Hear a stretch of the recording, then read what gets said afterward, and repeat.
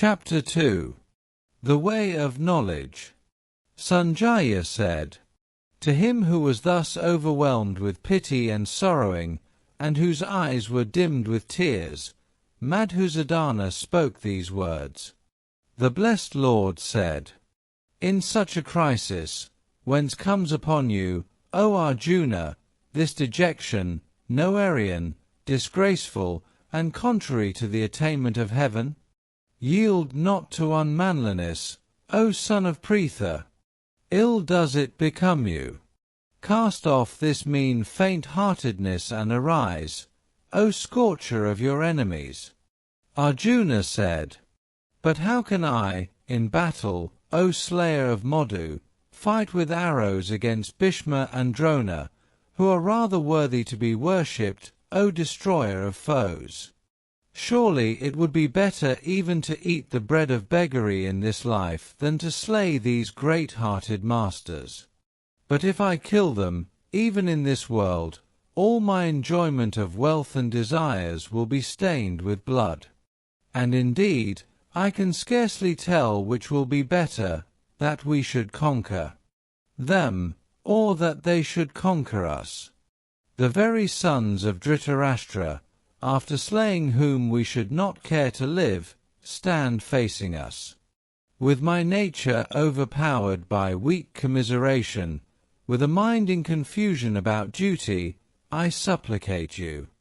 Say decidedly what is good for me. I am your disciple. Instruct me who have taken refuge in you.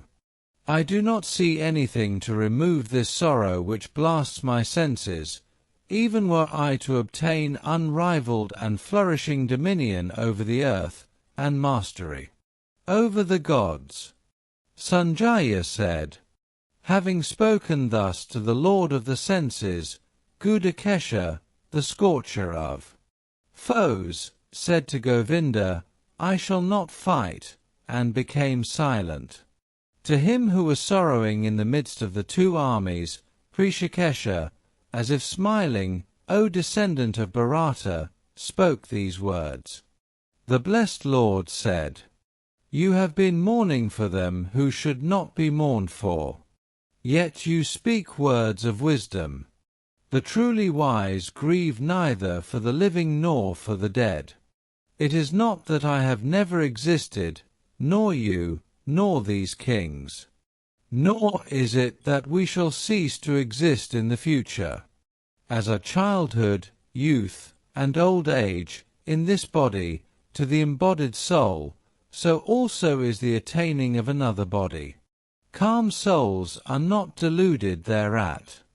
Notions of heat and cold, of pain and pleasure, are born, O son of Kunti, only of the contact of the senses with their objects.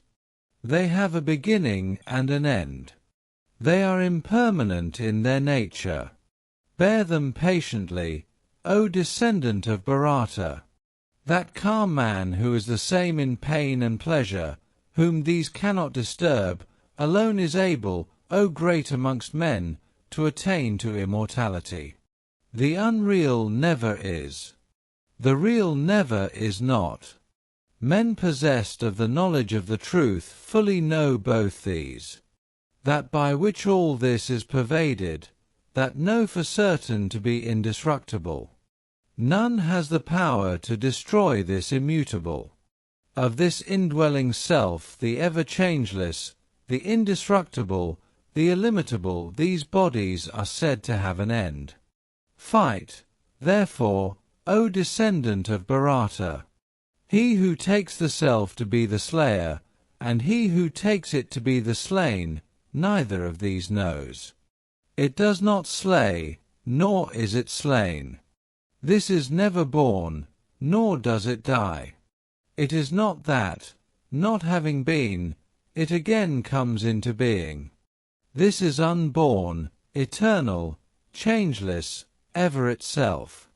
It is not killed when the body is killed. He that knows this to be indestructible, changeless, without birth, and immutable, how is he, O son of Pritha, to slay or cause another to slay? Even as a man casts off worn-out clothes, and puts on others which are new, so the embodied casts off worn-out bodies, and enters into others which are new. This self, weapons cut not, this, fire burns not, this, water wets not, and this, wind dries not. This self cannot be cut, nor burnt, nor wetted, nor dried. Changeless, all-pervading, unmoving, immovable, the self is eternal. This self is said to be unmanifested, unthinkable, and unchangeable. Therefore, knowing this to be such, you ought not to mourn. But if you should take this to have constant birth and death, even in that case, O mighty-armed, you ought not to mourn for this. Of that which is born, death is certain. Of that which is dead, birth is certain. Over the unavoidable, therefore, you ought not to grieve. All beings are unmanifested in their beginning, O Bharata, manifested in their middle state, and unmanifested again in their end. What is there then to grieve about?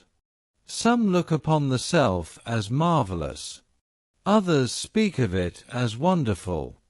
Others again hear of it as a wonder. And still others, though hearing, do not understand it at all. This, the indweller in the bodies of all, is ever indestructible, O descendant of Bharata. Therefore, you ought not to mourn for any creature. Looking at your own Dharma, also, you ought not to waver, for there is nothing higher for a Kshatriya than a righteous war. Fortunate certainly are the Kshatriyas, O son of Pritha, who are called to fight in such a battle that comes unsought as an open gate to heaven. But if you refuse to engage in this righteous warfare, then forfeiting your own Dharma and honor, you shall incur sin. The world also will ever hold you in reprobation. To the honored, disrepute is surely worse than death. The great chariot warriors will believe that you have withdrawn from the battle through fear, and you will be lightly esteemed by them who have thought much of you. Your enemies also, cavilling at your great prowess, will say of you things that are not to be uttered. What could be more intolerable than this? Dying you gain heaven, conquering you enjoy the earth. Therefore, O son of Kunti, arise, resolve to fight. Having made pain and pleasure, gain and loss, conquest and defeat, the same, engage then in battle. So shall you incur no sin.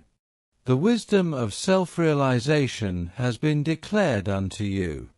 Hearken now to the wisdom of yoga, endued with which, O son of Pritha, you shall break through the bonds of karma.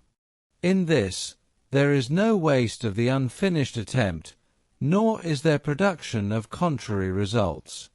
Even very little of this Dharma protects from the great terror. In this, O sign of Kuru, there is but a single one-pointed determination. The purposes of the undecided are innumerable and many-branching. O Partha, no real determination is formed in the minds of those that are deeply attached to pleasure and power, and whose discrimination is stolen away by the flowery words of the unwise, who are full of desires and look upon heaven as their highest goal, and who, taking pleasure in the panegyric words of the Vedas, declare that there is nothing else. Their flowery words are exuberant with various specific rites as the means to pleasure and power, and are the causes of new births as the result of their works performed with desire.